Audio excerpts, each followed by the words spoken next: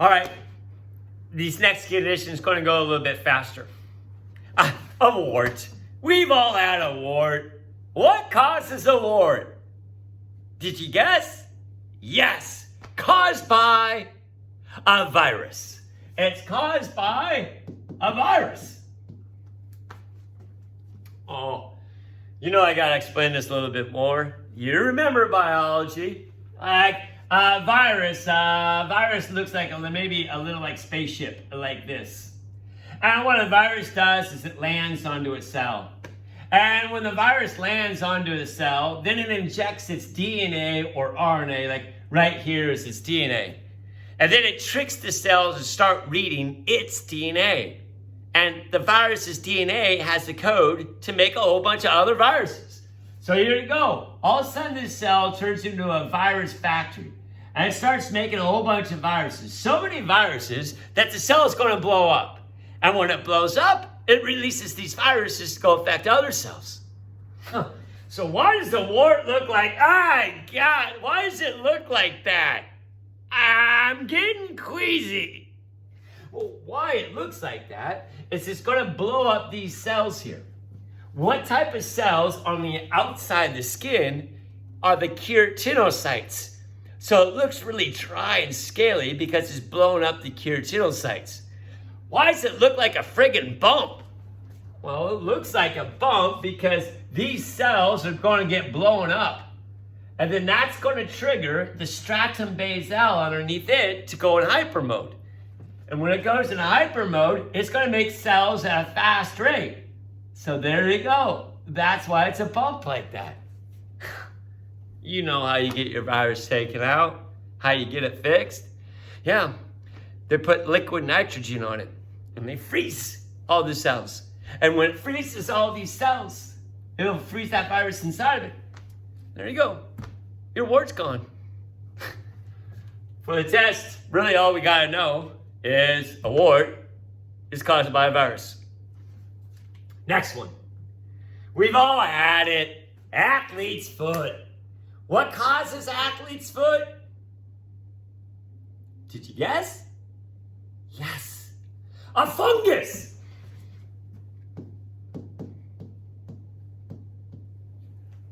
There you go. It's a fungus. You know I'm going to have you have a flashback to biology. What's a fungus? A multicellular heterotroph with a cell wall. What the hey does all that mean? Multicellular, oh, you know what that is, many cells. Heterotroph means they eat, and then it has a cell wall. So, I mean,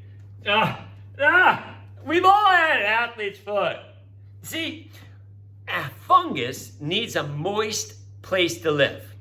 So a lot of times you get it in between your toes because nobody, when they come out of the shower, nobody takes a towel and goes in between their toes and dries the water out of there. Well, if you leave a little water in there and then if you get a fungus there, it's going to be a perfect place to live. That's a multicellular heterotroph.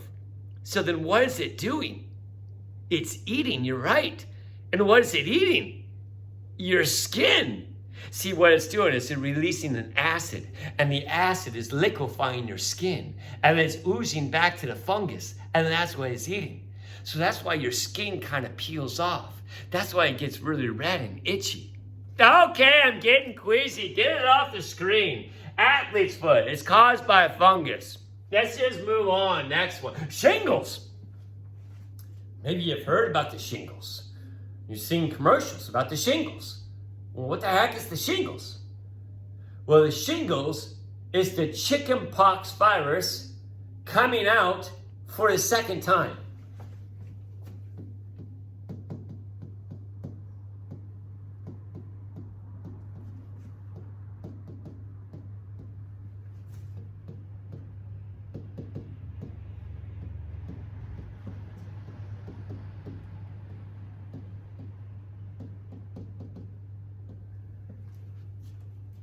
You're writing down this and you're thinking, I've never had this. Maybe you haven't had the chickenpox. Well, if you've never had the chickenpox, that means you can never get the shingles. Let's go. Let's kind of think about what's happening. Virus again. So there's the virus, and this is a virus that's going to cause chicken pox. And you know, chicken pox, you get those red things there because it's blowing up cells and it's really itchy, and you itch, and then it spreads the virus to others. So then you get like all these other chicken pox, and then there's a war between your white blood cells and your chicken pox. And there's a battle. And eventually, your white blood cells are going to win. But what sometimes happens is that this chicken pox virus, it migrates down in the dermis. And it just sits there. And it hides. It may hide there for like 15 years. Or maybe 30 years. Maybe it'll hide there for 60 years. It'll hide there until it's go time. And when it's go time is when the immune system, your white blood cells, are really low. And when it senses that, it's going to get triggered and start saying it's go time. When it triggers, it's going to start to land on nerve cells. And when it lands on these nerve cells, it's going to land on them, make them make more viruses and blow them up. Oh my, what would that feel like? If it blows up nerve cells, it feels like a burning pain. It hurts. And then it's going to keep on traveling through this nerve cell. And then it's going to exit. And when it exits, then it's going to start to blow up these skin cells from the bottom up. Oh my, the shingles. Well, if it blows them up from the bottom up, you're going to have like these holes in your skin. That's not good. What we got to know is that it's caused by the chickenpox virus coming out for the second time. When your grandma gets shingles and she complains about how bad the shingles were, now you know it was because it was blowing up the nerve cells. All right, next one that we got, impetigo. I want you to write down two things. Common when little kids first get their teeth.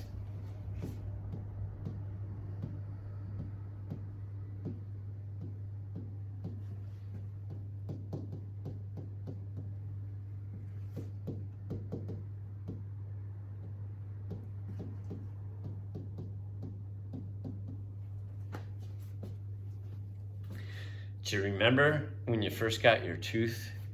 You were too young, and you were like 10 months old. But all of a sudden you had gums, and then you had this thing pushing through your gums.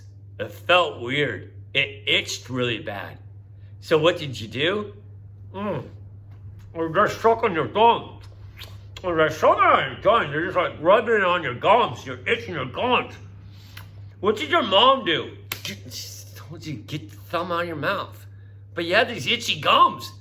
So then you started like sucking on a lighter. No, don't suck on a lighter. You sucked on something else. Mom slapped it out of your face.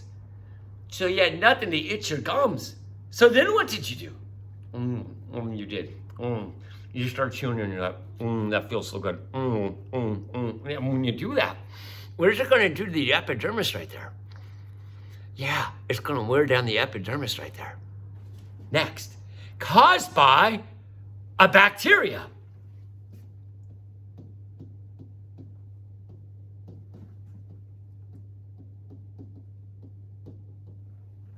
So there you are.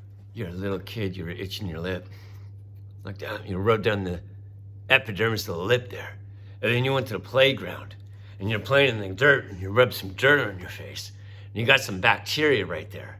And then what that's going to cause is a bacterial infection right there. Oh, I don't know if I want to look at a picture. Where's the picture? I might hurl. Don't hurl. If I tell myself I am not going to hurl, I won't hurl. Where's my impetigo? Where's my impetigo? I just saw my impetigo. This little kid, he was chewing on his chin right there. And he's got these, I guess he was a nose picker too. And he was wearing down the epidermis right there. Maybe he had a cold. And he kept blowing tissues, and the tissues wear down the epidermis right there. And then you got a bacteria living right there. So you got this little bacterial infection there and there. There you go. Impetigo, common in little kids when they first get their teeth, and it's caused by a bacteria. Yeah, you can get impetigo right now. I don't know, maybe we got a wrestler in the house, And the wrestlers on the mats, and they're rubbing on the mats, and they wear down the epidermis right there. And then if they get a bacteria in there and just leave it in there, then they develop impetigo. But you guys have learned now that you got to take a shower. So when you're a wrestler, you rub down your epidermis, and then you shower, you wash off that bacteria there. But if you don't, and a bacteria gets in there, then you can develop impetigo. Probably should stop the video and start video number 3.